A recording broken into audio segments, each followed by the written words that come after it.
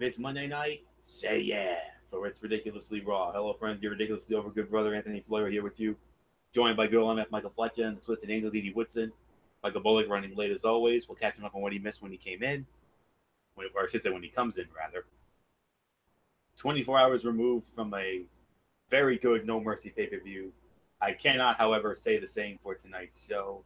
Um, show was a snoozer.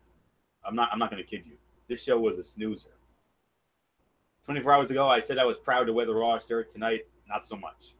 That's all I can say on that. Because this was, oh boy, it's one of the worst shows I've seen in 3 months.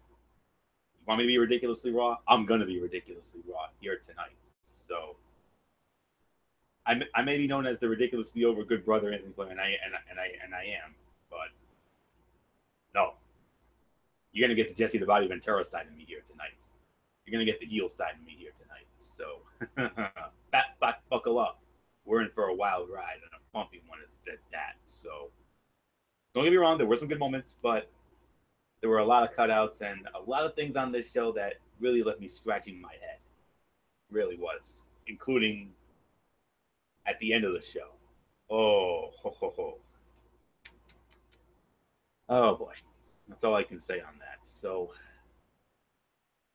all right, let's start it off here. Started off with an in-ring segment. Well, before we do that, Monday Night Raw was live tonight from the Citizens Business Bank Arena in Ontario, California. And we started it off with that Miz TV segment. I told you about it last night during our No Mercy preview show. No Mercy, Roman Reigns, that epic win over John Cena in that wonderful match. He was a special guest on Miz TV. Had a great back and forth segment. And, well, this is one of the few bright spots of this show here tonight. I mean, the live crowd loved Kurt Angle and everything he said, with the exception of mentioning Jason Jordan. Ouch. By the way, Kurt Angle acknowledged that Jeff Hardy was injured. And Jeff Hardy is injured. Jeff Hardy injured his shoulder during the six-pack challenge last week. He's set to undergo surgery. He's going to be out for a while. I think it's a great opportunity for them to bring in the Broken Matt Hardy gimmick, I think. But nonetheless, the actual segment was solid. Second best segment of the night. The Miz was his usual strong self, and Reigns played it confident and cool. And I've been saying before, I would hate to see them book a Shield reunion for a match against the Miztourage, but I've been hearing dirt sheets saying that they're planning on having a Shield reunion against the Miztourage next month at TLC. I prefer the trio reunite for a bigger match. Perhaps a six-man against Sheamus, Cesaro, and Braun Strowman. I would love to see that on a pay-per-view. And they can eventually face Miztourage on Raw. In other words, do the money match first, and then go with the inferior match for television ratings. That's all I'm going to say with that. And, Didi Woodson, you have something to say? See, your mic's off. I don't know. Okay. I thought Didi had something she needed to chime in with. No problem. Anywho, that to me, you can make an argument that was the segment of the night. I mean, Roman, acknowledging John Cena and the respect, and what John Cena said during the Raw talk last night. So, all right, let's get to the match here. It led into a tag team match, a unique one. Jason Jordan teaming up with Matt Hardy. They went up against Curtis Axel and Bo Dallas. Jordan and Hardy win the match in 10 minutes and 35 seconds after a twist of fate by Matt Hardy on Bo Dallas. Solid match here. This was another one of the bright spots here. 2.5 stars I'm going to give it. Tag match was fine as an opener, though I'm not sure that and the promise of a Reigns and Miz match is going to make it a tough decision for fans who enjoy the WWE and Monday Night Football. And how odd is it that Jeff Hardy took all those crazy bumps over the years, and that's the one that caused an injury that requires surgery? So, That's really all there is to say on this. So it was a fine opening match for what it was. A solid 2.5 stars for the effort. Jordan continues to get better, and like I said, I've got high hopes for him, and I think he's going to do some big things in the near future. So really all there is to say on this. So the segment was arguably the segment of the night, and the match was 2.5 stars. So good old MF, Michael Fletcher, Cerebral Smack Talk. Give me your thoughts on all this opening stuff here. I think the way that they started the show was pretty solid. I liked how the Miz was trying to uh, goat Roman Reigns about how great he is. First off, giving the credit where credit's due. That was a defining win for Roman Reigns last night at No Mercy over John Cena. I think that is definitely the right thing to do, the right thing to say.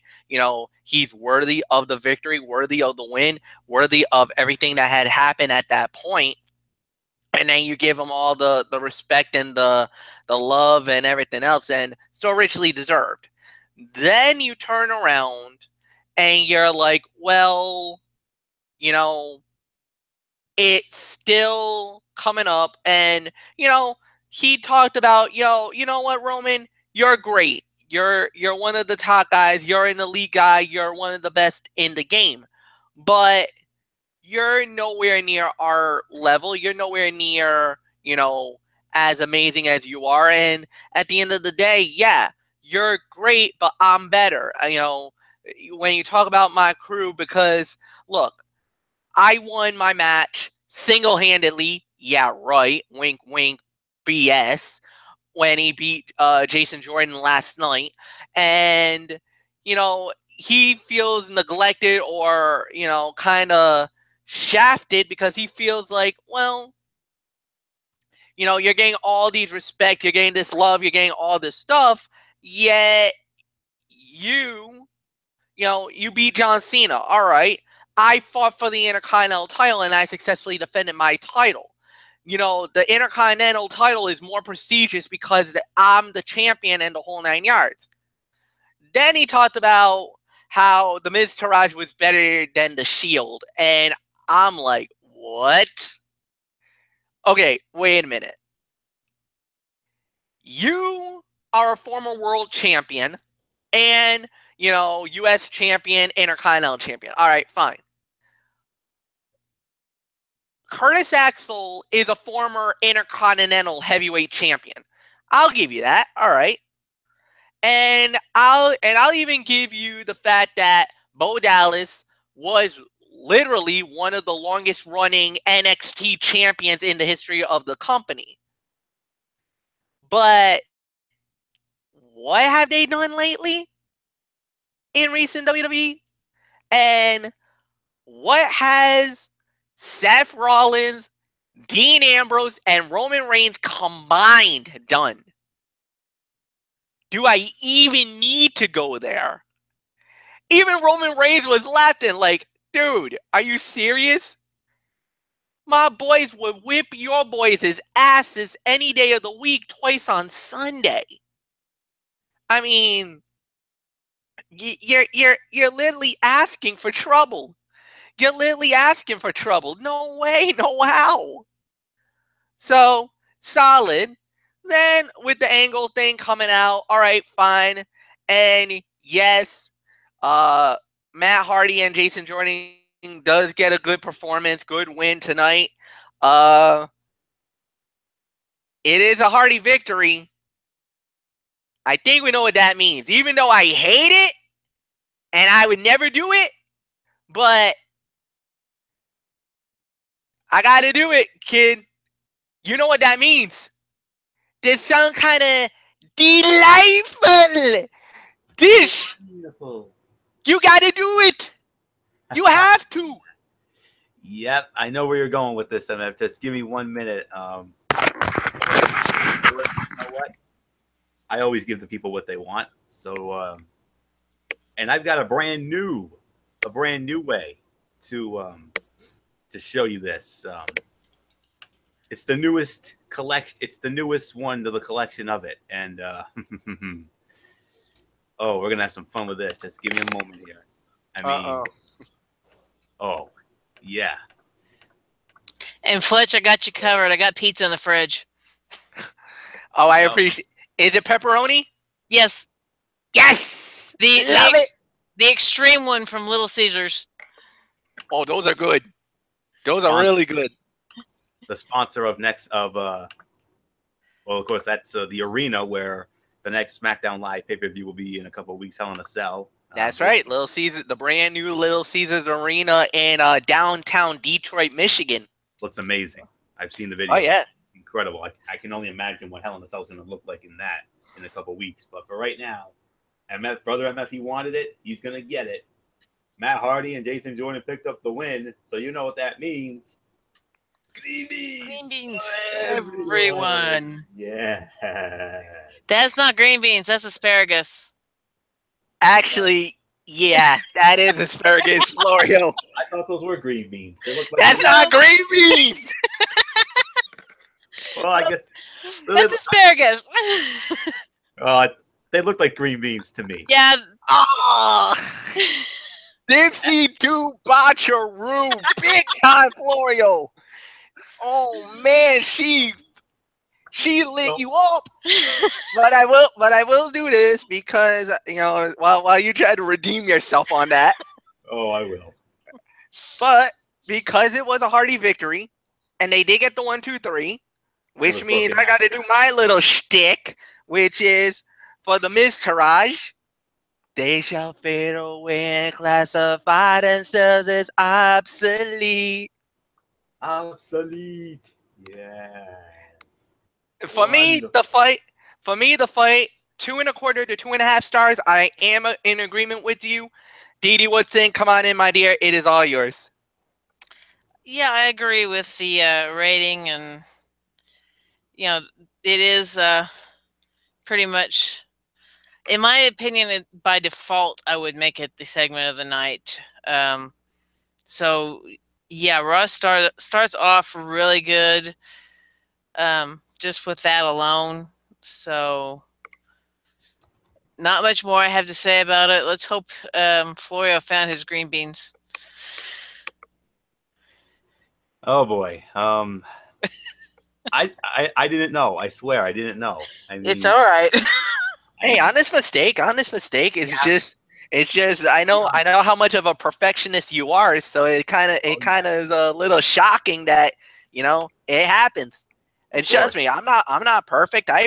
I've slipped on a banana peel or two in my day, and I know Didi Woodson has too. So Oh yeah. And let me just say this. That came from the Twitter of one Sean Waltman, aka X-Pac. I mean, he's the one who posted that. And honest to goodness, I thought they were green beans, so that's why I gave it a like. And well, I'm going to redeem myself right here and right now. There ain't going to be no dipsy-doo botcharoo on my end. Here you go. Now we got it. Sauteed green beans. There Okay, it green is. beans. There it is. Yeah. He redeemed himself. Yep. Wonderful. Delightful. Yeah. Is green beans. Green beans for everyone. What else is there to say on that? So, oh boy, how do you follow that? Well, I was definitely feeling Jesse mode on this, but I think I'm starting to come around a little bit. Starting to get into back to good brother mode here. So, all right. But now this is where I'm going to go into the mode here. This show was full of mass cutouts here tonight, and we started it off with a match that I honestly felt I really didn't want to see again. But of course, you know how much they love to do these things that I honestly feel are a trifle unnecessary. Well, this was beyond a trifle unnecessary. This was pointless, unnecessary, unacceptable, and over-the-top booking if I ever saw it. Elias and Apollo Crews. Did anybody really have a desire to see this match again? No, I certainly didn't. The match itself was no good, and this was even worse. This was an absolute dud match, with Elias winning in 2.5 minutes with the drift away. And then after the match, Elias and Titus O'Neil go at it. So they're definitely setting up an Elias and Titus bout. I mean, the fans popped for Titus working over Elias, and one can only assume that Titus will also put over Elias. I mean, yeah, that was nothing more to say on this. And then we thought it couldn't get any worse. Oh, it does. This you want to talk about an individual who I consider a clown, and a clown who wastes our time, especially mine. A man who, oh my God, when was the last time this guy was relevant and won a match? Kurt Hawkins, yeah, 118 match losing streak. Well, make it 119, even though it was not an official match, because he got interrupted, thank God, by the man who, in my opinion, should be the Universal Champion right now, the monster among men, Braun Strowman. And did he go to work on Kurt Hawkins? This made me feel a lot better. I mean, at first I was like, yeah, wake me when this is over. And then I hear the roar of Braun Strowman. I'm like, oh, this is going to be good. Oh, it's going to be good. Kurt Hawkins runs away like a scalded dog, like JR would say. But Braun Strowman, go figure, this guy is 6 feet 8 inches tall and weighs 385 pounds. He was running like he was friggin' Usain Bolt, for goodness sakes, going after this guy. Oh my goodness, was that fun. And then you thought it couldn't get any more fun. We thought he was going to do one of those. We thought he was going to do his vintage running power slam. But guess what? Oh, he power slams him all right. He power slams Kurt Hawkins to the screen on the stage, to the set. Kind of reminded me of when Rhino gored Chris Jericho through the old SmackDown Ovaltron on my birthday in 2001. So, well, at least Hawkins didn't take loss number 119, and it looks like the show is getting interesting. And I thought the show was going to get interesting at that point. And, you know, Finn Balor did a backstage interview with my girl, Charlie Caruso. Hey, girl. He wants the Universal Championship. And you remember Roman during the Miz TV segment said he wants a shot. So who knows who's going to get the next shot at Lesnar. And then Braun Strowman was saying, I want competition, you know, yada, yada. And that brings out Dean Ambrose. So Dean Ambrose and Braun Strowman go at it. And Braun Strowman wins the match in 6.5 minutes. So, you know, me being the man who likes to always be sure of everything, I want to leave it up to my panel. Do you guys want to talk about this, or do you want me to just take it for a spin and I'll continue on we'll continue on with this gravy train? I'll pass. Yeah, not interested. Fair enough. That's why I asked. So, yeah, I could probably say about 1.5 to 2. I was hoping for more carnage from Strowman with the goal of heating him up again after that loss to Lesnar. The Hawkins attack was an example of that, but then he had a more competitive match than usual with Ambrose. I'm genuinely curious to see who Strowman feuds with next, but I'm not sure we're going to find out tonight. And then we move on to the Raw Women's Champion, Alexa Bliss, Little Miss Bliss, 5 feet of fury. She comes out, basically gloats about successfully defending her Raw Women's Championship last night, and then she gets interrupted by one of Michael Fletch's all-time personal favorites, and someone he's had a thing for well over 12 years. The one and only Mickie James, AMF. I mean, a few weeks ago, MF was saying, why not have Jason Jordan face Roman Reigns in a match on Monday Night Raw? WWE listened to him, and we got that Reigns and Jordan match. And what a match it was. And then from there, MF talked about last night, Mickie James being missing in action. Well, MF, she was not missing in action. She was there, and boy, oh boy, did she put the boots to Alexa. Well, if you really think about it, if you watch Talkin' Raw, which is the post-show for the pay-per-view events, I think you know why she came out to dare Alexa. Because Alexa called her an old woman. That's the wrong thing to say to Mickie James. That's almost saying if you ever said that to Dee Woodson, God help everyone on that one. She'll straight up kill you. And yes, I did Ahmed the Dead Terrorist from the Jeff Dunham comedy show. So, but a story for another day. But Little Miss Bliss caused all that trouble. First off, she rips on the Fed and says, you know what? I'm ashamed of all of you. She started ripping into the fans. I'm like, and I don't know why. In the back of my mind, I'm listening to all this. I'm like, I don't think she's talking to me. I don't think she's talking to Anthony. I don't think she's talking to Michael Bullock. Well, maybe she's talking to Bullock, but this was straightly geared towards all her naysayers, including one in the panel that's here tonight. And I definitely know she'll have a few choice words for Lil Miss Bliss. But then Mickie comes out, which surprised me. And yeah, Mickey's like, you know what? You said all this stuff, but yet you said something last night that, really needs to be said or really needs to be addressed. I want you to say it right to my face. You said it during Talking Raw, but say it to me.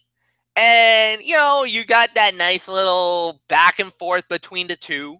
And then she finally said it. All right, I think you're an old woman. Mickie kind of stopped there for a minute, looked, said, all right. Well, thank you for your honesty. Now take a couple of slaps to the face and a boot to the mush for good measure. And don't ever call me an old woman again. I think we just found our next contender for the Raw Women's title, ladies and gentlemen. I think we might get a possible date. Mickie James going one-on-one with Alexa Bliss. And if Monday Night Raw, if you're listening to me, I know you probably were about a couple of weeks ago when I called for Jason Jordan and Roman Reigns. I think you guys should pull the trigger and do this fight. Let these two women go at it. One who's a 6-time women's champion, arguably probably a first ballot Hall of Famer in my eyes, definitely, has done a lot of great things in women's wrestling, to one of the brightest young talents up and coming right now, and the golden girl of Monday Night Raw versus one of the flag bearers of the entire women's revolution. Probably just as important as Trish Stratus and even Dee Dee Woodson's hero, Lita. I don't think there's no argument with that. And I know Dee Dee will probably agree with me with that as well. Solid segment. Dee Dee Woodson, my dear, it's all yours. Hey, I'm not scared of no Alexa Bliss. She's 5 feet, I'm 5'4", so I've got 4 inches on her, and I'm sure I've got several pounds on her as well. Doing my little research here, Alexa is only 26, Mickie James is 38. Mickie James isn't that much younger than I am. And she's just had a baby not long ago. She's married to Magnus.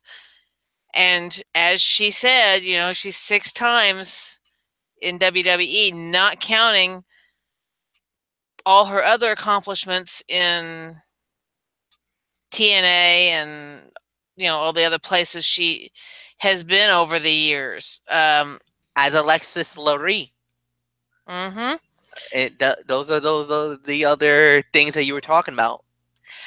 Yeah, ring names: Alexa Lurie, Mickie James, and Vicky Adams is another one of her ring names that she went by. You're talking about a woman here who, like she said, has made more accomplishments before Alexis was in a training bra than she's done now, than what Lil Miss Bliss has done now. So, in my opinion, I definitely back up Mickie James on this. Little Miss Bliss needs to pretty much shut her mouth, especially when it comes to the fact that she's sitting here saying, I've beaten everybody in the locker room. I've wiped out my competition. Well, half of her competition wasn't even in that match. So, and more importantly, the the legends that we have that is wrestling. You brought up Lita. She's not wrestling right now, but if she was, I could guarantee you she would take Little Miss Bliss for the ride of her life. I mean, Lita is one of the ones that I think only Trish Stratus knew how to prepare for. And I mean, even Trish would be one that could take, Alexis here for a ride of her life. I'm not going to fall for the little shenanigans that Little Miss Bliss has done. We're certainly not going to rehash the self-proclaimed title that Bullock decided to bring up last night, because I don't agree with any of it. I mean, it's there's no point in sitting here saying that this little young lady here that hasn't even been in wrestling for very long. I mean, she debuted in 2013. She hasn't been in this business very long. There's nothing here to go by for her other than the few times that she's won the title in WWE. Yeah, she's the first one to have a won both shows. Big whoop. How many ladies have we had that has had both that stupid butterfly belt and the women's title? Or how many times have we had, even going back into the Extreme Legends like Mae Young and them, how many times have they held the title longer than anybody else? Alexa, you come up with an accomplishment like that, maybe you'll earn my respect. Because right now, little lady, you're not earning respect. You're looking like a young child out there who isn't getting her way and just trying to buddy up with the next big thing that you can find back there that can protect your little behind and keep you from getting in trouble. So, I guess you can tell I was not real enthused with her half of this little segment, but it is what it is. She is the title holder. She does deserve at least a tad bit of respect, but she's not at the level to where I'm going to sit here and give her the respect I would give a Mickie James, a Lita, a Trish, or even going back into, Mae Young and them that were even before my time, so get out there, get some better quality matches to where you're not out there throwing a hissy fit because you didn't get your pin, or you have to walk out of the ring just so you can retain your title. Start getting some legitimate wins, and maybe this Twisted Angel won't go so hard on you, Little Miss Bliss. Not much more I'm going to say about it, so Florio, you take it for your spin. Oh gosh, I don't know how I can follow that. I really don't. I mean, yeah, I'll try. I'll give it a try here. Man, it's tough to follow a Dee Dee Woodson rant, but I'll do my best. And at least I kept it clean. Praise God, I'm glad you did. I know if we were on the other channel, it wouldn't have been that much, but anyways, it was a good segment. I mean, it was playing off of the Raw Talk segment with Bliss and the Twitter comments that followed. The crowd was actually also into it. I just wish we hadn't been there and done that in terms of these two, as we got some of that on SmackDown Live. But hopefully Bliss making it personal is enough to make this different and allow it to be a short-term angle until Asuka arrives at TLC. And I thought both were really good here. I really do. And it was a nice segment. I mean, the crowd was nearly silent when James made her entrance, but they got behind her a bit and reacted to most of the insults the women exchanged. And I'm hoping that they intend to do more with Mickie James than just feed her to Bliss in a Raw match. And I was wondering why didn't they just add Mickie James to the title match at No Mercy? You easily could have made that a 6-pack. But it was good to see they had a good reason for not doing so. So, alrighty. So, nothing more to say on that. So we're just going to move on to our next match. We had Seth Rollins squaring off against Sheamus, and Seth Rollins won the match in 4 minutes and 10 seconds. I'm sure these guys are not going to want to get into it because it was a short match, but am I correct on that, or do you actually want to take it for a spin, or I'll just do it? If you want to consider this a cutout, it's more than okay. So I'll understand. So, but Rollins wins in 4 minutes and 10 seconds, and even though it was a short match, I'm actually going to give this 2.5 stars. I mean, it was a good television match. I mean, we've seen these teams work singles matches against one another before, and so the announcement of this match didn't do much for me, but they made the most of their time. And the only thing I question is why they felt the need to do the Rollins and Ambrose backstage segment before the match. They could have done it afterward, with the benefit being that it wouldn't have felt so obvious that Rollins would win, since viewers would not have known he would face Strowman next week. And major props to Cesaro for even going to the ring given his dental condition. I mean, you saw what happened at No Mercy when he just got absolutely parley-vood last night. So, I mean, pretty good and enjoyable little sprint. And I feel that Rollins announcing that he will challenge Braun Strowman next week took away from any drama the match may have had. And I think as soon as he announced he wanted that match, the booking dictated that he go into that match as strong as possible, and that meant beating Sheamus. So 2.5 to 2 3/4. That's all I'm gonna give it. So I'm sure these guys don't want to get into it, and that's more than okay. So I just want to be 100% sure. All right, just move on, you guys. I'll take that as a yes. So okay. But we're going to get into this, though. Roman Reigns and The Miz. They had their match here. Winner of the match in approximately, let's see here. Winner of the match in 8 minutes and 50 seconds. It was Roman Reigns. Roman Reigns wins it with the spear and all that good stuff. So, Didi Woodson, your thoughts on Roman and The Miz? I'll say this much, at least for the most part, it was a one-on-one. I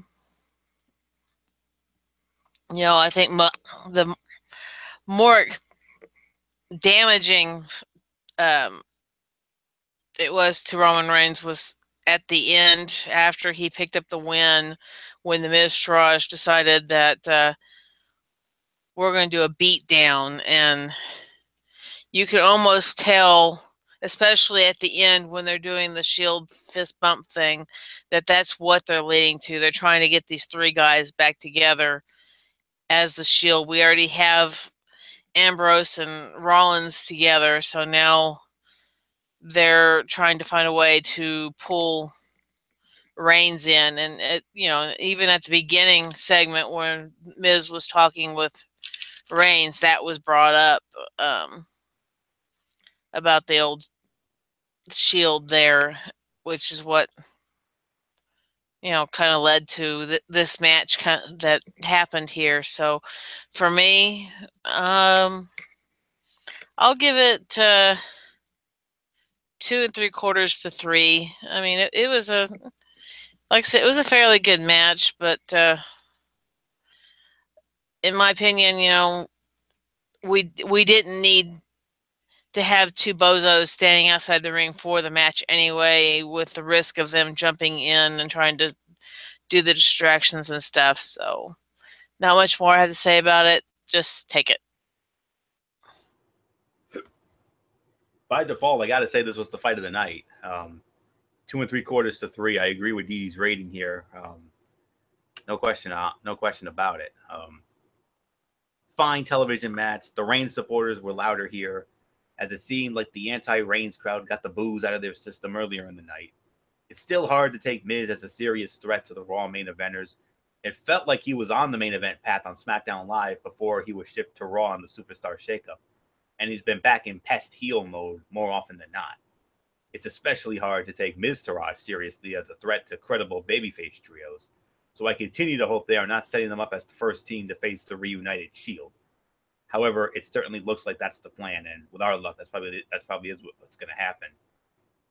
And by the way, Rollins and Ambrose looked like idiots for not making the save, just as Reigns looked like an idiot for not saving them from past beatdowns. So, pretty good outing, though, with the usual Miz antics. I mean, following the win over Cena, we all knew Reigns was going to win. But the post-match beatdown was really good and allowed Miz to get some heat back. So, I'll give them that. So, by default, this was the fight of the night. 2 3/4, 3 stars. No question about it. So, MF, Roman and The Miz. How about it? 2.5 stars, definitely by default fight of the night. This was a really good match, really well scripted. I loved the beatdown after. I thought that was actually beautifully constructed, a great thing that they did, and it was solid. It was amazing. It was wow. There was really nothing else to add to that. That was just a thing of beauty. Yes, it looks like the Miz Taraj versus the Shield is definitely in the horizon. What else is going to happen? I don't know. But yeah, pretty solid to say the very least. Anthony, let's go. Next match, Finn Balor versus Goldust is our next match. And this was a surprisingly good match.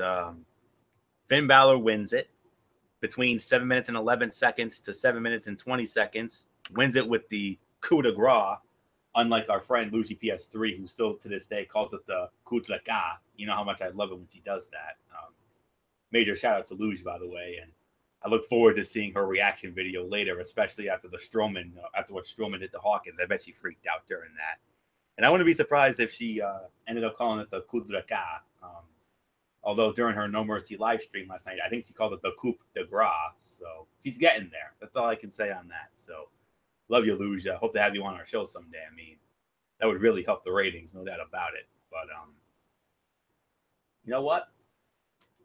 Whether you two want to get into it or not, I'm definitely going to take this for a spin. Sleeper fight of the night. I'm going to be real honest with you. 2.5 stars. I mean, it was a solid match, but it was nothing more than filler because they have no idea what to do with Balor. And for some reason, they're continuing the Wyatt feud. Why? Balor beat him as the Demon at SummerSlam and as a man last night at No Mercy. They're obviously not finished with this Balor and Wyatt feud yet. They had a good match at No Mercy, but it felt like it was time to move on. But then again, the Wyatt feuds always seem to overstay their welcome. Oh, yes, they sure do. So, nothing more to say. Sleeper fight of the night, though. I'll give them credit. So, 2.5 stars. So, MF, first time ever meeting Finn Balor and Goldust, and not a bad sprint here. No, not a bad sprint. It was a really good thing. Good matchup, the whole 9 yards. Yes, I really feel like it should have been a lot more better than what we got. But, for the most part, solid. I liked the body of work that everything went down in that match. But nothing more to say. Solid is what you said. And like you said, 2.5 stars is the best rating I can give it. So, Didi, if you would like to do it, then it's up to you.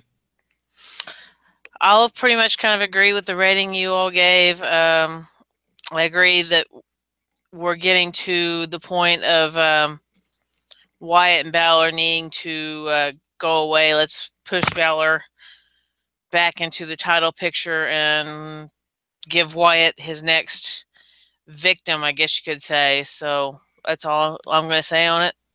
Let's move on. And we move on to a women's tag team match. It was Sasha Banks and Bayley squaring off against Nia Jax and Emma. Sasha Banks and Bayley win the match 8 minutes and 38 seconds to 8 minutes and 40 seconds. MF, you want to get into it or what?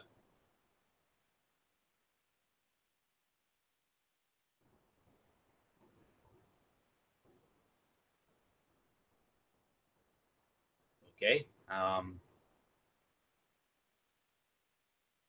right. Okay, there you are. It's up to you. If you want to consider it a cutout, it's okay. But it's Nia and Emma against Sasha and Bayley, 8 minutes and 38 to 8 minutes and 40 seconds.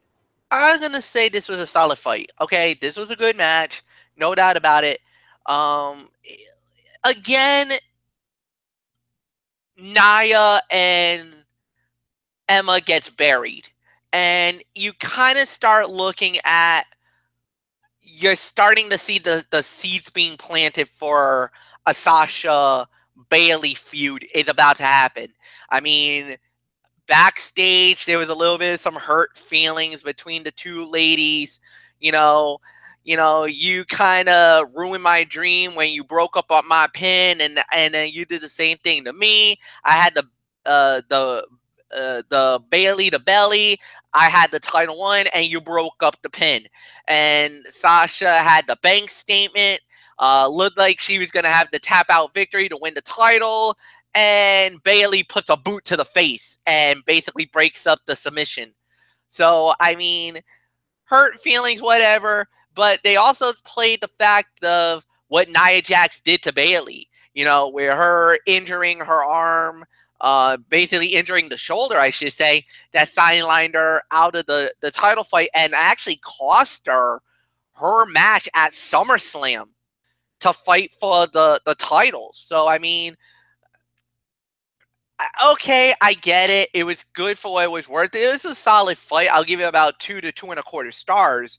But again, I was looking for maybe Nia and Emma to get the win here, or start planting the seeds. Maybe have Sasha not help Bailey at that moment, and kind of let them start, give us that illusion that, there's trouble in paradise. The besties are starting to fight a little bit. But I mean, solid, but nothing amazing. Didi Woodson, if you want to go. If you don't, then just toss it to Florio. I'll pretty much kind of agree with the rating. Yeah, the besties are starting to pretty much break up here, and yeah, they're burying some of the other female talent because it's becoming repetitive. Bliss, Banks, Bailey, the three of them, it's getting really repetitive right there. We need to we either need to get somebody else up there in the picture or shake it up,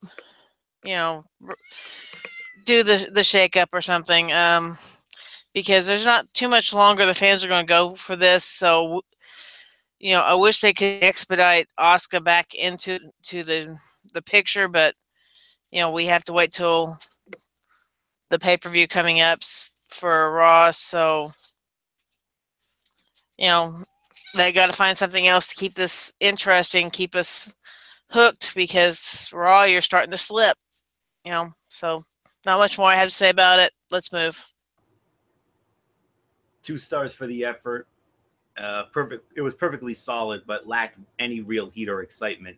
And it still feels like they are setting the foundation for the Sasha heel turn. No question about it. So, and then it was announced that next week on Raw, Braun Strowman will go one-on-one with Seth Rollins, and Roman Reigns is going to challenge The Miz for the Intercontinental Heavyweight Championship. Interesting. And what a way to... And now we move on to, quite honestly, probably the most ridiculous ending to a Monday Night Raw I've ever seen. We talk about certain things that have no business main eventing a Monday Night Raw. This certainly had no business main eventing Monday Night Raw whatsoever. The championship celebration for Enzo Amore. Enzo Amore earlier in the show went to Kurt Angle and said that I deserve a championship celebration, and he pushed Angle's buttons enough for Angle to give in and agree to it. And he also agreed that he wanted a no contact clause, so in case any of the other cruiserweights get his hands on him, that something be done about it. So Enzo does his usual shtick, the whole routine and yada yada, and he runs his mouth, and then all the other cruiserweights show up. And then finally, Adrian Neville just absolutely lost it. Whew. The best part of this was Neville absolutely beating the snot out of Enzo. not just because it was fun and glorious, but because if they play off of the no contact gimmick, it could mean Neville moving on from 205 Live. He's been great on the show and as the champion, but really, I really feel like he's hit the ceiling there. But if it's not the plan, it can easily be played as a double turn, with Neville looking to save the division. Enzo's stuff was a mixed bag, moving from painfully bad material to getting better as it went on, and he played off of Neville. I see some praising Enzo as new, fresh, and a quote-unquote an amazing modern heel, but in many ways, he's ripping on Chris Jericho's WCW shtick, specifically the Cruiserweight Battle Royal, where he had special introductions for all the guys. It's not a bad thing to play off of, but let's not pretend the guy's reinventing the wheel here. Enzo was an arrogant you-know-what, so was it a double turn? I assume so. But Corey Graves always hates on Enzo and praises Neville, so it made it difficult to tell what they wanted since he did his usual routine here. So, to sum it all up, sadly, none of this left me anxious to watch 205 Live anytime soon, even though I cover it, for goodness sakes. So for me, it was to sum it all up, when it comes to this segment, I couldn't care less. MF, what do you say? I'm gonna be very brief with this one. I think they are trying to utilize Enzo as the heel. I think they're trying to play that Eddie Guerrero type attitude. That, I'm better than you. I showed why I am. And there's actually rumors that, and I actually need to say this. I heard there are rumors that there might be a custom-made Enzo Amore Cruiserweight title belt coming down the pipeline. Now, I already know Anthony Florio. Actually, I saw the prototype. I saw what the belt looks like. And I'm telling you right now, Florio, you thought the Bling Bling Shy Show belt was bad. You're gonna flip. No. No, I swear. It is a cheetah print leather strap. Oh, Jesus.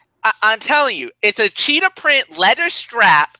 Basically, almost the belt itself is going to have the leathering, the strap is going to be like cheetah leather print with Enzo Amore side plates. How you doing on one side, and the certified G on the other side plate. And of course, the centerpiece is still the Cruiserweight, the WWE logo in the center. So I can already see Dee Dee Woodson. She's like, "Oh my God, are you kidding me, Mike? Is this really?" From what I heard, yes, this is actually possibly going to happen. Oh Lord. It almost has the belt itself. It's gonna have a little bit of the shade of, is that Callie or is that Hogan? I mean, is that Tiger? It's Callie. All right. And as you can tell, she's rather bored right now. So, but yeah, no, yeah. That's in my opinion, that's worse than the butterfly belt. Yeah. And so, we all hated the butterfly belt. Oh yeah. And the thing is, supposedly this is happening. I don't know when it's happening, when the belt's going to be brought in, but that is a rumor. I heard that they literally were talking about that about a half an hour after he won the belt. He was already starting to gloat in the whole 9 yards and saying that, "Oh, I want to get the belt out of here, change the side plates of the belt immediately." So they changed the side plates. They gave the Enzo side plates, and that's hooked up. But now there was rumors that they might do a complete overhaul of the Cruiserweight title. And when I mean a complete overhaul, it might be tailored, constructed in the likeness or the shade of an Enzo Amore. So get ready.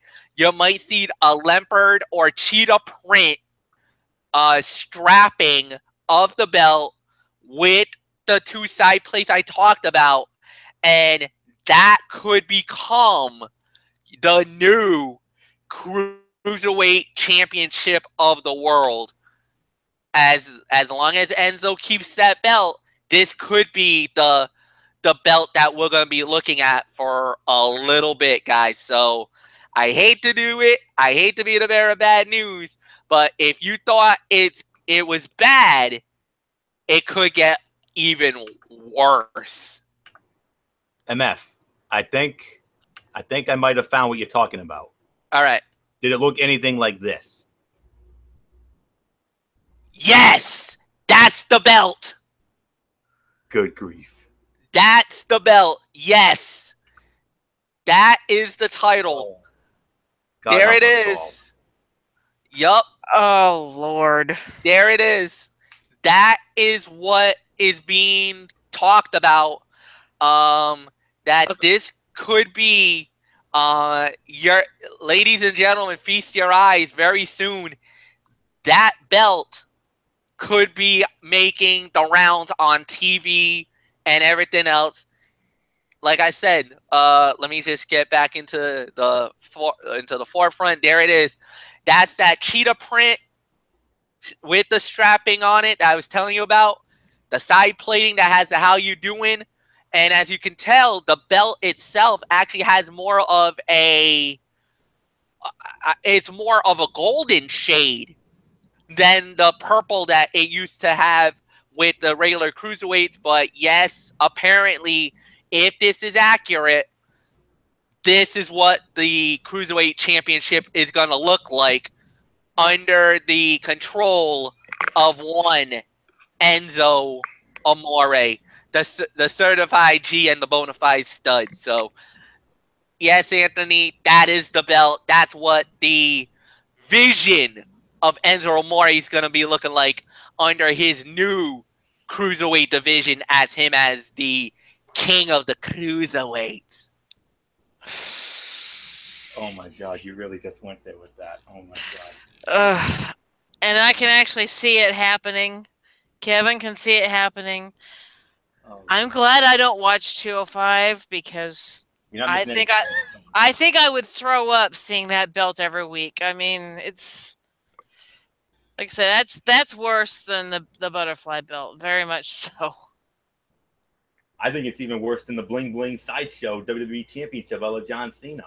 Yeah, Flair was always getting on that belt about the spinner belt. He was like when he first saw it, but way back when, he absolutely panned it. I mean, I remember Florio literally going on a Jesse the Body Ventura rant over that belt. The first time we saw it on SmackDown, when right after the fact that JBL tried to mess with Cena, try to prevent Cena from showing off what was going to be the spinner WWE title after he won it at WrestleMania 21, and sure enough, we saw the belt for the first time, and we at first we were like, all right, not bad, but the minute that thing spun, that's when Florio just went ballistic.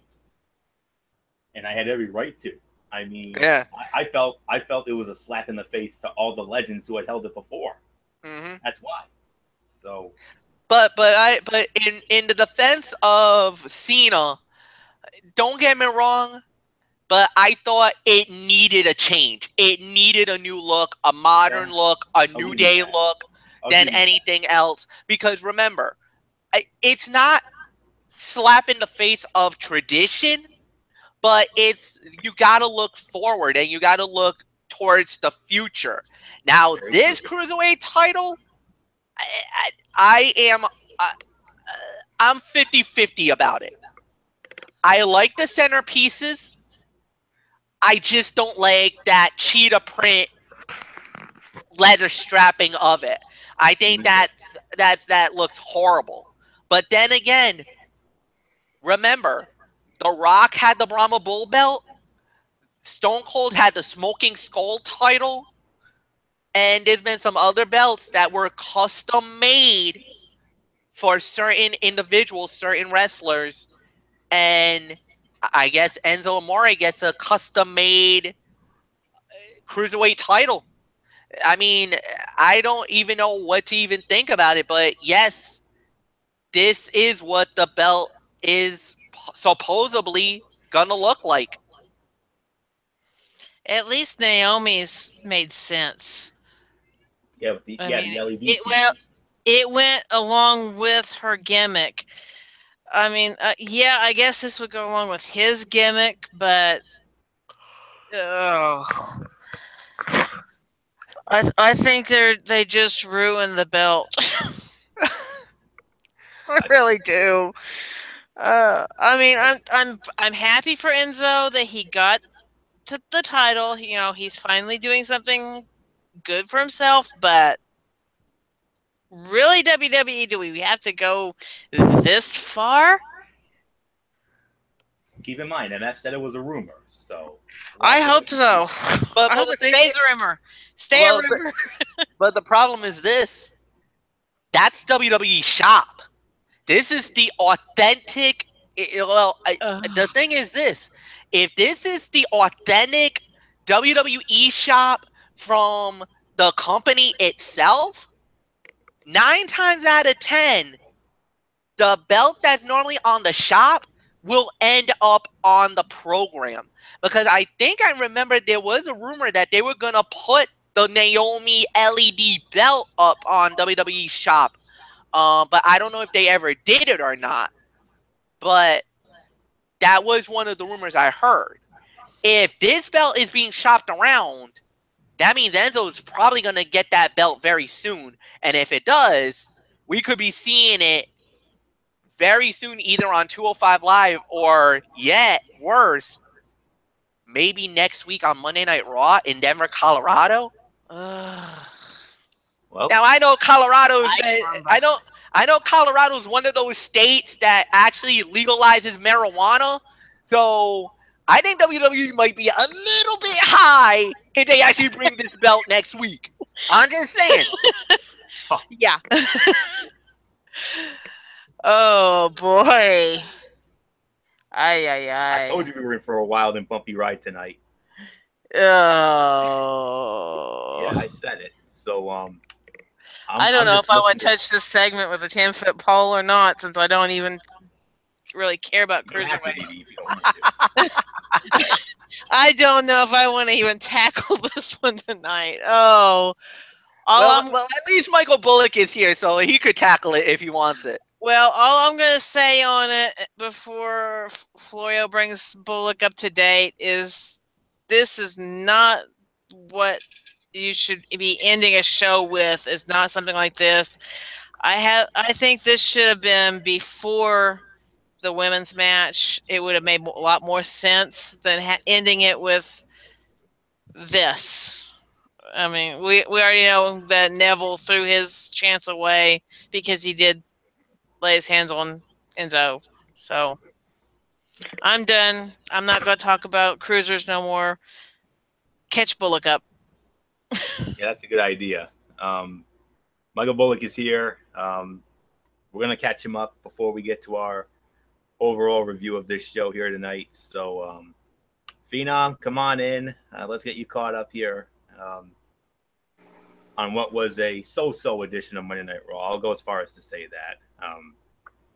It started off with that in-ring segment with Roman Reigns on Miz TV, and so what did you think of that segment with Roman and Miz on Miz TV? Yeah, I mean, I thought it was a good segment for what it was. I mean, basically, Roman Reigns was basically, excuse me, he was basically looking like saying, you know what? Now that I'm done with John Cena, I want the shot at the Universal Championship. But the Miz basically says, hold on here, I'm the only one with a title here, and then basically all heck breaks loose, and then Kurt Angle basically comes out and says, you know what? later on tonight, it's going to be Roman Reigns against The Miz in the main event. So, yeah, so there's really nothing more for me to say except let's just move on. All right. Then it was a tag team match. Matt Hardy and Jason Jordan against Bo Dallas and Curtis Axel. It was Matt Hardy and Jason Jordan winning the match in 10 minutes and 35 seconds. So your thoughts on that? Yeah, I'm gonna give it about 2.5 to 3 stars for the match. I mean, it was good for what it was, but but it was good for what it was in the amount of time, and of course, you all know what happened with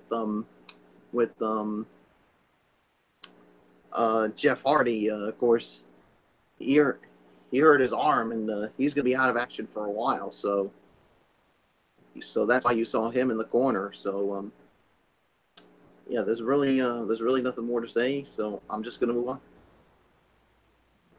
And then we had some cutouts along the way. Elias over Apollo Crews in 2.5 minutes. And then Kurt Hawkins got destroyed by our man Braun Strowman. I know you got at least something to say about what Braun Strowman did to Kurt Hawkins, power slamming him through the screen. Oh my goodness! I mean, Kurt Hawkins. I mean, he was hoping to put his 118 match losing streak to bed. But as soon as you heard that,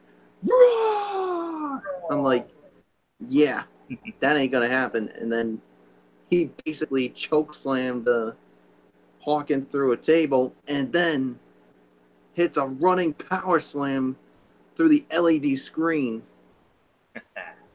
Oh my goodness! If only we were doing a Raw chat. Huh? If only we were doing our Raw chat tonight, we would have had a hell of a lot of fun with. Oh man. Yeah, I mean, Kurt Hawkins. I mean, he was trying to run away from Braun Strowman, but you saw how Strowman was. Did you see how fast he ran? I mean, you really? Yeah. And this guy's like 385 pounds, and he's running like he's a freaking cruiserweight, for goodness sakes. Or like Usain Bolt, or as Bobby Heenan said. Bobby Heenan had a famous joke about, last time I saw a guy run that fast was when they opened up the buffet line at the lunch table.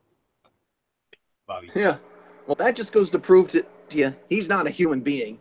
Nope. No way. And then basically, Braun Strowman says he wants a real fight, and who accepts the challenge? None other than the lunatic fringe, Dean Ambrose. So, yeah, so let's talk about the match. And Braun Strowman wins it in 6.5 minutes with that running power slam. So, I'm glad that Strowman got the win back, but it would have been a lot nicer if they had strapped him 24 hours ago. Yeah, I mean, it was a good win for Strowman. I mean, he needed to get that win back after losing it to Brock Lesnar, and I'm going to give it about 2.5 stars as my rating on the match. I mean, yeah, the match was short, but I thought it was good in the amount of time that it did get. So, so basically, basically for Strowman, he's got another opponent next week, and you know who his opponent is? I certainly do know. It's the Kingslayer, the Architect. It's the Kingslayer, Seth Rollins. Well, I think he's gonna have to change his name from the Kingslayer to the Monster Slayer. If Rollins wins the match, Rollins wins the match, I don't think he's going to. I think I got Strowman. Oh yeah. And then that's yep, and so that's all you say there. And then we had the Raw Women's Champion Alexa Bliss. Careful with your wording, Bullock. We don't want to rehash it last night. Well, I did hear she was the one who actually said it. Yep. But nonetheless. And as soon as I heard about that, I'm like, Oh shoot! Yep. But Alexa Bliss came out. She was interrupted by Mickie James, and it led into an interesting segment with those two. Wow, and then basically all I can say is, damn, Alexa Bliss, tell us how you really feel. I mean, she basically said, "Hey, I beat 4 women last night, and I got no congratulations and no cute memes about my big win. Instead, everybody's talking about Asuka, and that no one appreciates. Well, I'm not going to use that word. I learned my lesson from last night, so I'm not going there. No way. If anybody's expecting me to use that word tonight, sorry, folks, you ain't getting it." Yeah, so she's basically said she's cleaned out the division. Then Mickie James comes out and then she says, "You know what, Bliss, you didn't beat me last night, and I heard you talking crap on me during the Raw talk."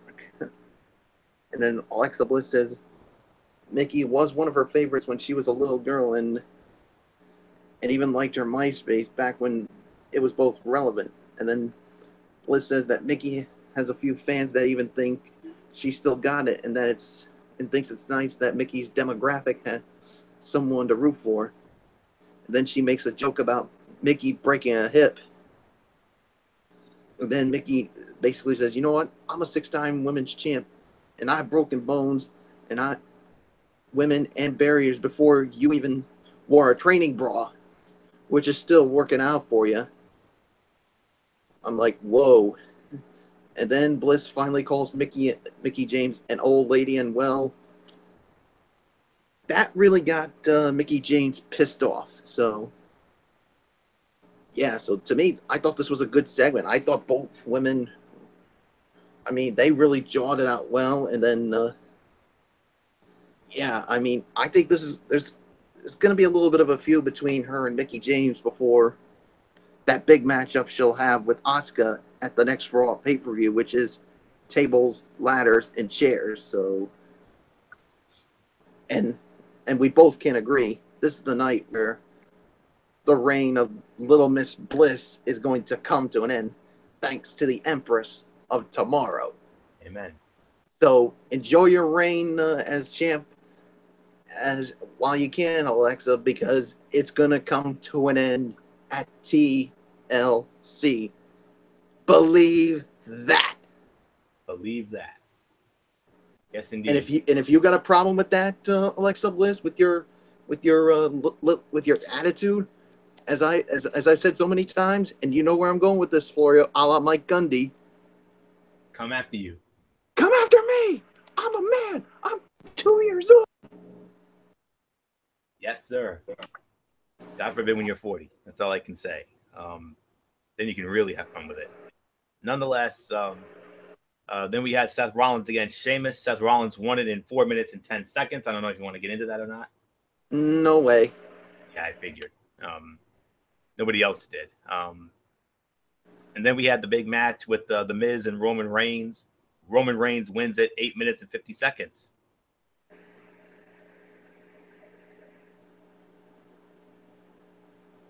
Oh, what are we talking about now? Roman Reigns and The Miz. Roman won it in 8 minutes and 50 seconds, and we felt this was by default the fight of the night. I don't know about you. Yeah, I agree. This by default was the fight of the night.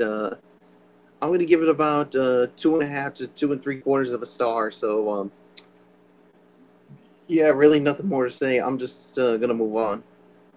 And then it was Finn Balor defeating Goldust in 7 minutes and 20 seconds. Do you want to get into that or no? No, thank you. Okay, I figured.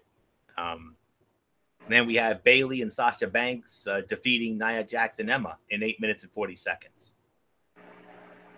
Yeah, I'm going to give it about another 2.5 star match. So, well, actually, I'm going to give it 2 stars. That's how I see it. So, yeah. Nothing else to say. I'm just going to move on. And then it was the main event segment, which was Enzo Amore, the Cruiserweight Championship celebration, interrupted by all the Cruiserweights, and then Neville just basically beat the snot out of him. So what do you say about all that? Well, the thing is, I mean, why is this a main event segment? I mean, why?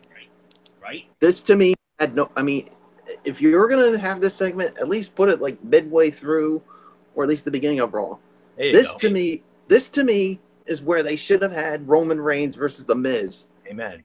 As the main event, but instead, you put this on as a main event segment. And I mean, get the you know what out with that nonsense. I mean, I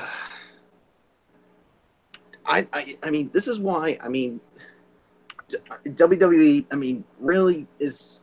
I mean, get my blood boiling with something like this. And I did see that that belt. And if that happens, if it becomes that, so help me God, I am gonna go off like a crazy man, because you're degrading that Cruiserweight Championship belt. I mean, you brought it back when you brought the Cruiserweight Classic, and you're gonna do something like that? Ugh. You know what? Just move on, Florio. I'm done. I'm done with this freaking nonsense. Well, now it's time for our overall review of Monday Night Raw, and you know what? I lost track of who it was, so I'm gonna basically pull an MF here, and I'm basically just gonna open forum this sucker. So whoever wants to start it off, start it off. All right, I guess I'll take it for a spin first. No problem. I was gonna rip on the show, but you know, but after looking at it, let me just say it like this. It felt like a filler episode with the company just going through the motions rather than a strong night after a pay-per-view edition of Raw. I thought after the Great No Mercy event, I thought we were going to get some good stuff again, but boy, howdy, was I wrong. 6.25 out of 10 is the best I can honestly go. It was a really solid post pay-per-view edition of Raw. Not the best, but not the worst either. They set some things up for next week. You know, Roman Reigns and The Miz for the Intercontinental Heavyweight Championship, and Seth Rollins against Braun Strowman. And they teased some other things, and I think they may have set something up big for Neville in the main event segment. So Neville's days as a cruiserweight could be done, and maybe Neville could be finally moving back on up to the main roster. And I'm hoping and praying that's the case, because I think he deserves better. I mean, he ran with that cruiserweight belt as long as he could, and I think he deserves a chance at bigger and better things on Monday Night Raw or whatever. So please don't screw it up with him. He is a damn good talent, and you know, one of the great NXT champions of all time, a damn good cruiserweight champion. And I'm hoping that Adrian Neville gets some bigger and better things, and hopefully they start, pushing him slowly but surely. So with that, 6.25 out of 10, it's the best I can go, honestly. It was solid, but as I always say, not overly spectacular, because there were a lot of cutouts. But, we had some okay matches. We had some solid matches. But for me, okay is not going to cut it. So No Mercy was better, honestly. So hopefully next week in Denver, we can, get back to that, strong show. So, and you got two great matches. I mean, Roman getting a chance at the Intercontinental belt against Miz, and of course Rollins and Strowman. We've seen it before, but it's been a while. So hopefully, if anybody can get a great match out of Strowman, I think Rollins can be the one to do it. So we'll see. 6.25 out of 10 is the best I can go. So whoever wants it next, it's yours. 6 out of 10 for me. 6 out of 10 for me. I'm sorry. I think it was a very lackluster Monday Night Raw. Definitely more cutouts and more bad than good this time around, which actually is a major letdown. I will say this. I have been looking around the internet to see if there was a new Enzo Amore belt. Luckily for us right now, that is not the case. I'm actually on the WWEshop.com right now looking, and I don't see nothing as it pertains to Enzo and a new cruiserweight belt. So I think we might be safe for the time being. However, Didi Woodson might not like this, but Anthony, Mike Bullock, I just found something that is going to make you lose your minds. the New Day has a custom-made tag team title belt. Yes, I saw it. I was on there earlier myself. Yes. So I don't know if I should do it tonight or pull it tomorrow night on Cerebral Smack Talk. I might pull it tomorrow night because I think it's only fitting with Hell in a Cell just a couple of weeks away. And as a matter of fact, they actually promoted it tonight. New Day versus the Usos at Hell in a Cell, but they did not say if it was going to be inside Hell in a Cell yet. We haven't heard anything about it yet officially. There is a dirt sheet. There is a dirt sheet that it will. There's a dirt sheet that it will, but nothing confirmed yet. Nothing confirmed yet. Until then, I can't say yes. We gotta wait. So we can't pull the trigger yet. But if we do, it's gonna be great. It's gonna be awesome. And well, we'll wait and see what happens. 6 out of 10 for me, Michael Bullock. I know you were trying to get in, so go ahead, my friend. It's yours. I'm sorry. I'm going even lower than that. I'm going to say 4.5 out of 10. I mean, like you just basically said, there was more bad than good. I mean, and the one thing that really, really took it down was that the Cruiserweights main event segment. I mean, that really, really got me all upset about it. And I mean, that had no business being part of being a main event segment. No freaking way. So that was the ultimate coup de grace when it comes to this. So 4.5 out of 10. I think you guys overscored it. So D.D. Woodson, I give it to you. I'm going thumbs in the middle with a 5. I'm not going super low. I'm not going to go way up there because there just was too much. I don't want to say totally non-relevant, but a lot of stuff that just didn't make sense. I mean,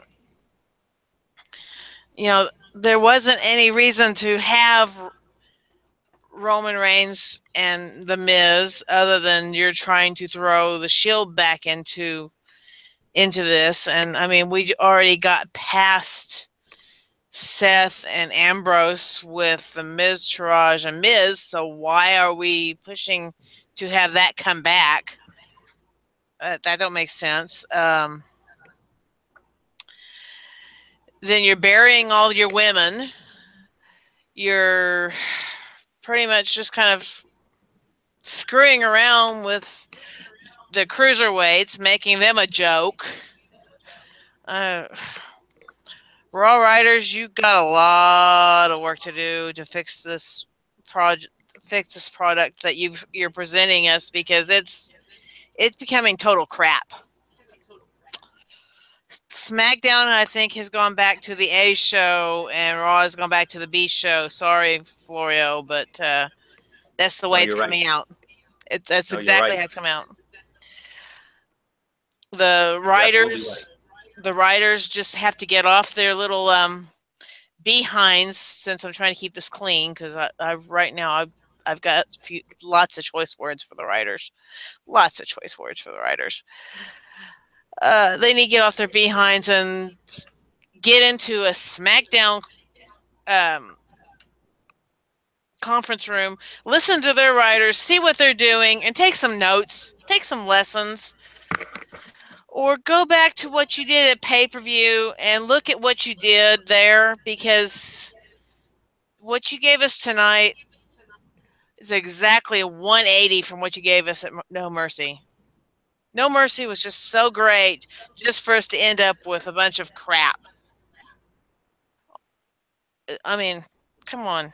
This is not what people want to see on a night after a pay-per-view. You want to see the storylines continue, or the building of new storylines, not a bunch of nonsense that don't make sense. I mean, I'm done with it. I'll see you guys tomorrow. Bye.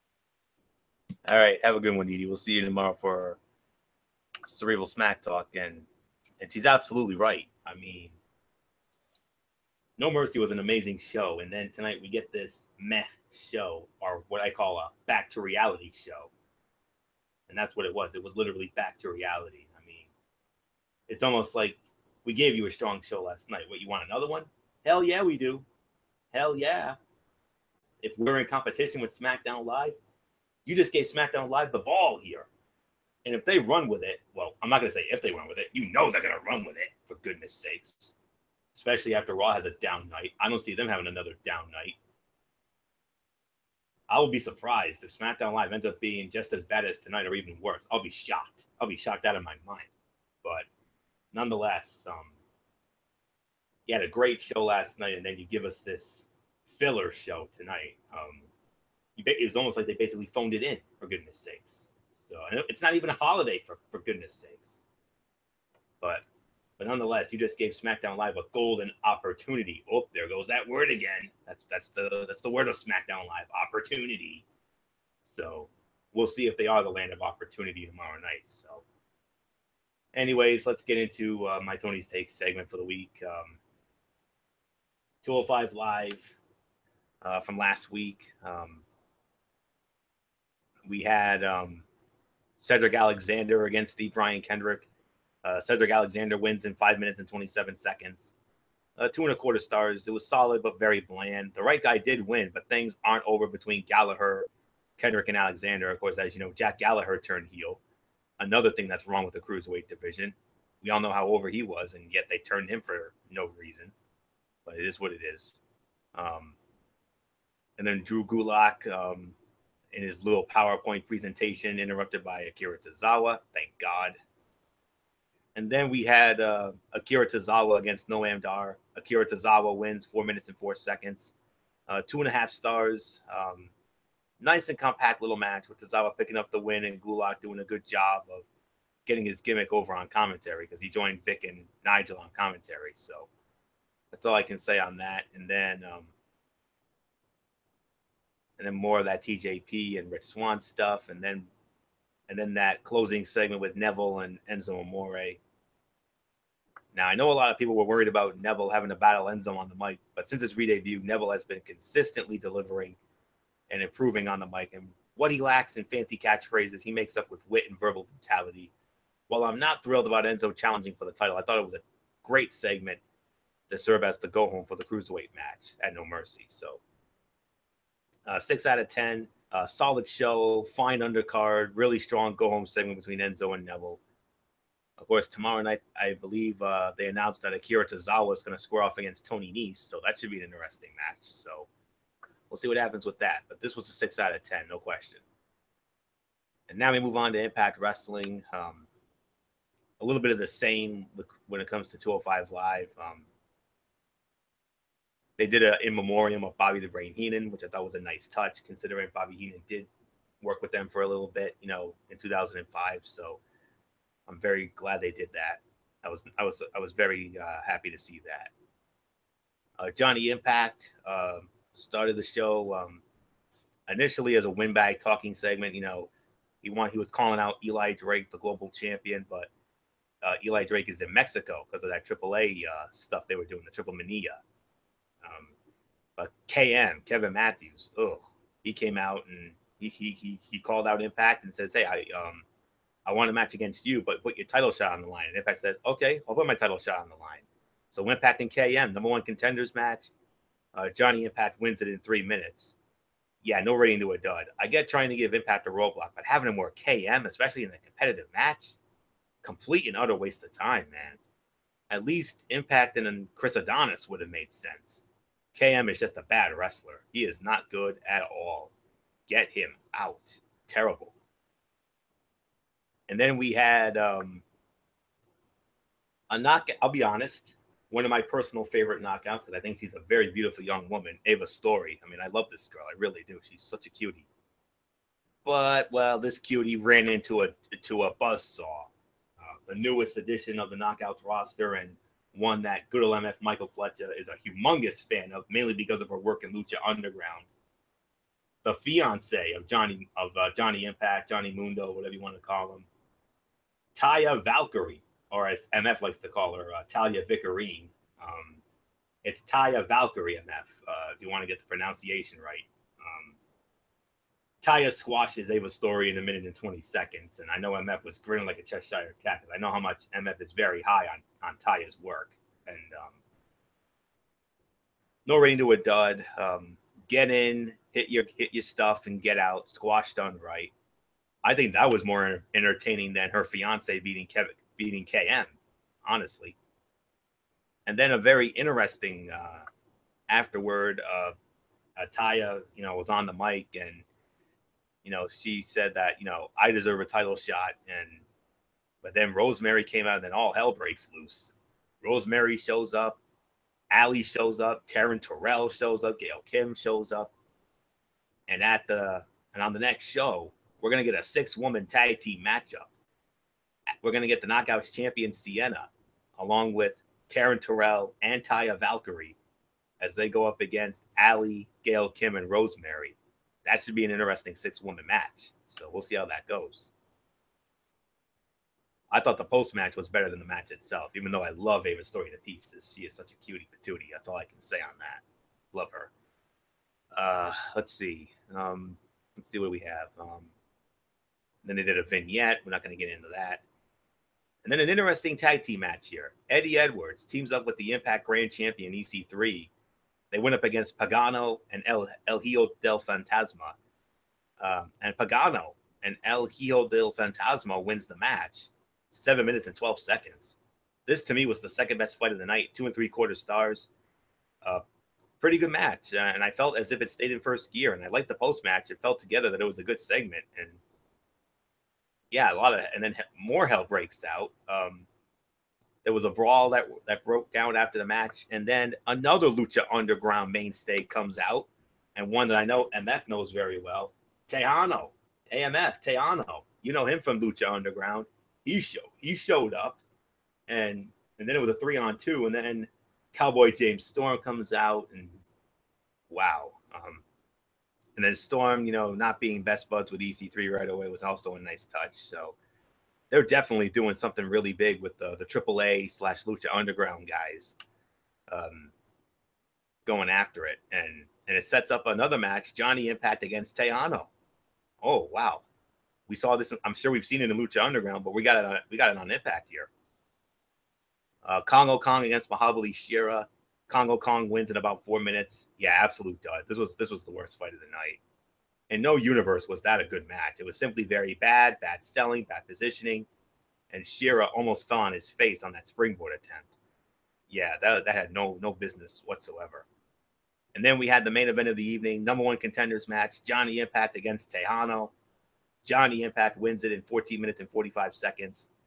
Far and away the fight of the night, 3 stars. It felt like a bit of a struggle early on with a few spots, but they worked through it, and they ended up having a good match. Very good match. And then they had the Eli Drake. They showed the video of Eli Drake against Mascara di Bronze from the Triple Mania, I guess. And Eli Drake won that. And Drake dominated, looked like a star. That was the goal of the segment. So, yeah, this was a 6 out of 10 show. It was really a mixed bag. I mean, the wrestling really didn't do much for me. We had a horrible match, some solid squashes, and then 2 pretty good to great matches. The real success of the show was the build to what's going to go down this week, Victory Road. They set Allie, Gail Kim, and Rosemary against Taya, Valkyrie, Sienna, and Taryn Terrell. Tag title match with LAX and OVE. Trevor Lee and Petey Williams for the X Division title. And the Global Championship match with Eli Drake and Johnny Impact. If it wasn't for the fact that they built a good card that makes sense for next week, it would have been a bad show. The AAA versus GFW feud could be fun, and I did enjoy the different way they featured Eli Drake tonight. In the end, the show was a lot like your basic episodes of Impact. There's good, but it was not a complete show. So in my opinion, it was a solid show. So I'm going to give that about a 6 out of 10. So coming up this Thursday night, guys, we got Victory Road, and I'm pretty sure this has already been taped. Wouldn't surprise me if it is. Which this is the Victory Road show, and yeah, they taped this like a month ago. So they're gonna have James Storm come out for a promo segment, and it's gonna lead to some more GFWA AAA stuff. So watch out for all hell breaking loose during that. X Division Championship, Trevor Lee will defend against Petey Williams. I got a lot of hope for that fight. And then LAX will defend the tag team championship against the OVE. Taya, Sienna, and Taryn Terrell against Ali, Rosemary, and Gail Kim in that 6-woman tag. And then the main event for the GFW Global Championship, Eli Drake and Johnny Impact. So there's your show for this week. So I cannot wait to see how it all goes down, especially that AAA stuff. So, all right, that's going to put the bow on this edition of Ridiculously Raw. We want to thank you all so very much for tuning in. So, MF or Bullock, whoever wants to start up with the shout outs, please feel free, and we'll go from there.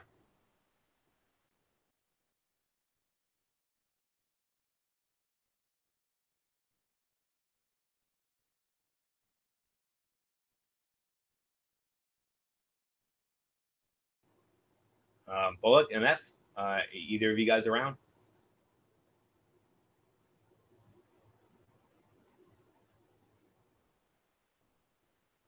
All right.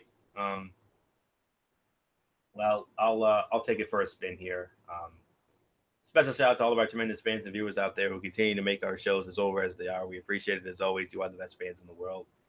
Special shout out to Dee Dee Woodson, Kevin Woodson, and the Woodson family, Matt Ward, Jason Hickson Ball, Daniel Luttrell from the UK, our other first ladies, Kaiser Butler, Megan Silva, and Lexi Calloway, and of course, our other crew members, Tommy Souza, Eric Carrier, Jimmy Alden, Alvarez, and Rob Parsons, and of course, the man himself, Derek Ferreira. So we'll set that up. So, MF, what time for Cerebral Smack Talk tomorrow night?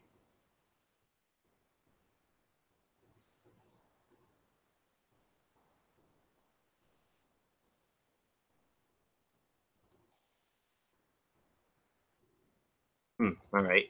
I don't know where these guys are, but all right. I'll take it for a spin here. So sometime tomorrow night. I don't know if it's going to be 10 or if it's going to be 10:30. MF's channel, Brace Fan 95. We're going to have the Cerebral Smack Talk coming up.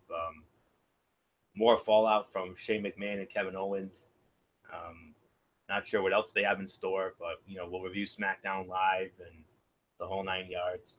And then from there, maybe a Mikey's Mindset. I don't know if he's going to have anything on, if he's going to talk about Lucha Underground, ROH, or RWA. I do know that Lucha Underground's Ultima Lucha Trace is going down this week. 4 weeks worth of that. So that's going down this upcoming week.